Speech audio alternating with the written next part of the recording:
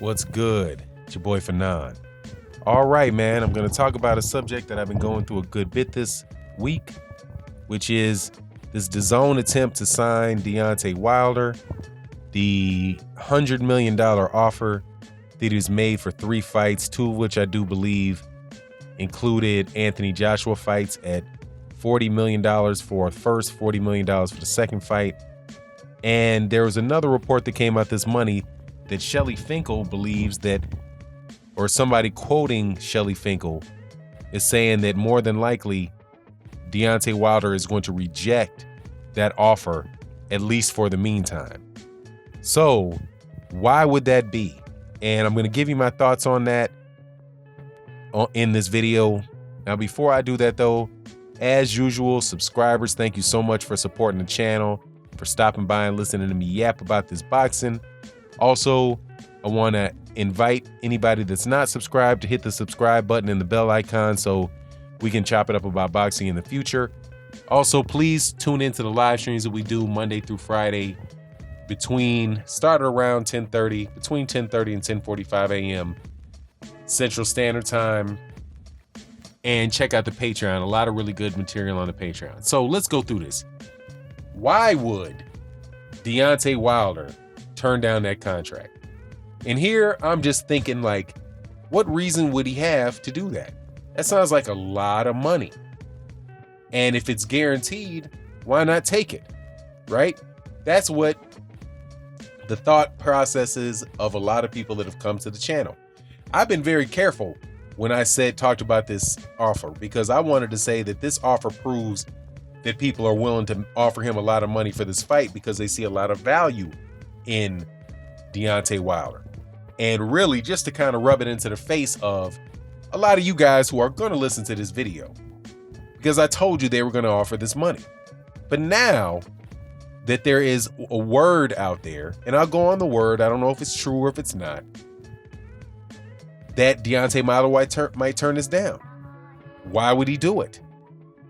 And I go back to a comment that was actually left by I have to consider the guy to be a very pro Anthony Joshua guy.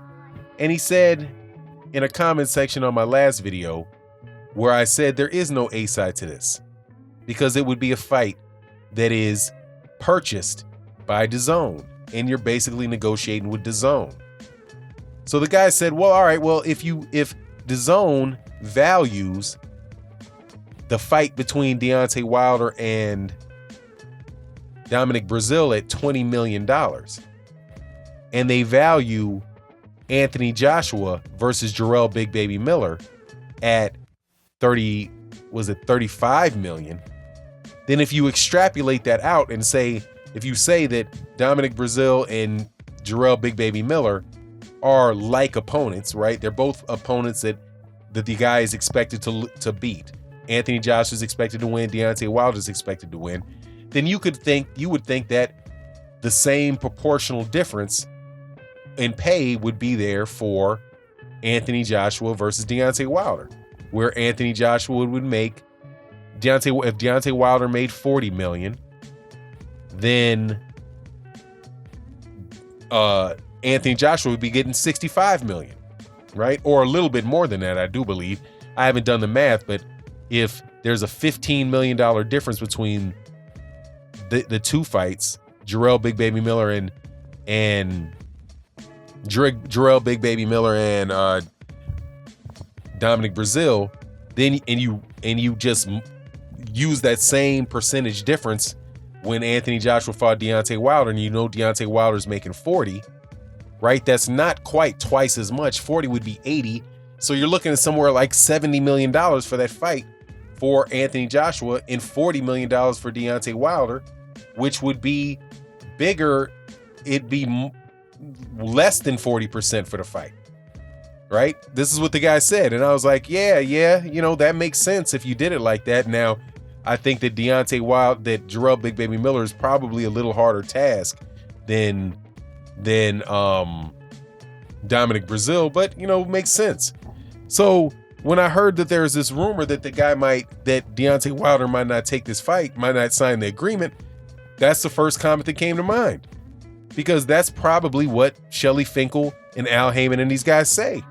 They're like, look, man, this is going to be a $150 million fight. What if there are guys that have made $100 million in a fight, right? There has been Conor McGregor who's made $100 million in a fight. Manny Pacquiao's made over $100 million in a fight. Floyd Mayweather Jr. has made over $200 million in a fight. If this is going to be the biggest fight in boxing, you might be taking $40 million for a fight, $40 million for a fight where you could be making $100 million for the fight if you negotiate it right. So why would you take $40 million up front and then with a rematch that sets you at $40 million for the rematch, instead of letting Fox pay you, $18 million for Dazn, for a fight with Dominic Breazeale, or less than that for a fight with Dominic Breazeale if you think that you're going to win it. Beat Dominic Breazeale, then renegotiate with Dazn, because now you know what Dazn is going to, that might be any conversations moving forward, that now becomes the minimum. $40 million for the fight. And that's what as I went through the process, like, why would he turn that down? Well, he would only turn it down if he thought that he stood to make more money. I don't think that he would, it might be a matter of principle if he was going to get the same money. But I thought to myself, what the guy who was a pro AJ guy said. And I said, that's right. That's about right. It seems as if Dazn is still valuing Anthony Joshua significantly more than they're valuing Deontay Wilder. Even though it is what I said it was going to be, which was Deontay Wilder is going to make a whole lot more money than $12 million flat fee that was offered for the fight, or the $15 million flat fee that was going to make the fight. But now we're to a $40 million flat fee and with a rematch clause and a $40 million set fee for the rematch, right? And that's on Dazn. Dazn is willing to pay it. Dazn wants it on their network, so there's not going to be a pay-per-view aspect to it. But if Deontay Wilder and Anthony Joshua got a 50-50 split on something that wind up doing 2 million pay-per-view buys at $100 a pop, right? That is $100 million for the fight. Because Anthony Joshua and Deontay Wilder, considering the amount of, if they are successful, Dazn and all of this media marketing stuff that they're doing, building up Anthony Joshua to where he gets enough name recognition, and Deontay Wilder's there with his fan base, and that fight does something around 2 million pay-per-views, which is significantly less than Manny Pacquiao and Floyd Mayweather Jr. did. It's something that's doable. Then if Deontay Wilder did take that $40 million, over 2 fights, he might be actually leaving a lot of money on the table. Same thing would be true for Anthony Joshua. Anthony Joshua could be leaving a lot of money on the table. So at the end of it, it is whether, and that's like I'm saying, I'm just going through what the thought process on Deontay Wilder, on Shelly Finkel, and Al Heyman could be. You have Al Heyman, who's done fights who've generated $500 million. Shelly Finkel has been involved in big fights as well, and they might say, look, man, we're on the path. If they're willing to pay you this much money, man, it's because they know that this fight is worth that.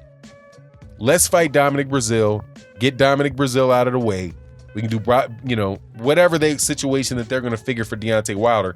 Because if they can guarantee Anthony Joshua $50 million for a fight, man, if they could come up with a way to equal the pay on Dominic Breazeale, and then say, hey, man, because the deal, from what I understand, with Dazn is you have to win a fight, right? So if he doesn't beat Dominic Breazeale, then it's all gone, right? They're not signing up to give him more money. But anyway, man, that's where I think the rationale for turning down that fight is. But I want to just, if he turns it down, and I think that's it's a pretty solid argument for why you should. Especially since you have to fight Dominic Breazeale anyway. That's ordered by the WBC. Jarrell Big Baby Miller and Anthony Joshua are fighting, so this fight is not happening next. So take your time, see if they up that money, if they really want to buy it, get past this guy. Anthony Joshua because Anthony Joshua might not get past Jarrell Big Baby Miller.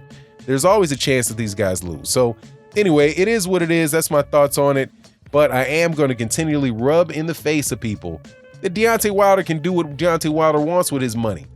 And I don't care about this propaganda being slapped around about how Deontay Wilder needs to sign with Dazn for legacy. It's not about this anymore. It's not about the money. It's about the legacy. It's about the championship. Y'all weren't saying that crap when it came down to Anthony Joshua. You guys were saying, and I saw this article in Forbes is what makes me think about this, because it's now what the language that people are running around talking about. If all of that legacy and all that stuff comes into play for Deontay Wilder, it comes into play for Anthony Joshua as well. Anthony Joshua could have came off a 50-50. This thing could have been on pay-per-view and been done. But anyway, it is what it is. And with that, I'm out. Peace.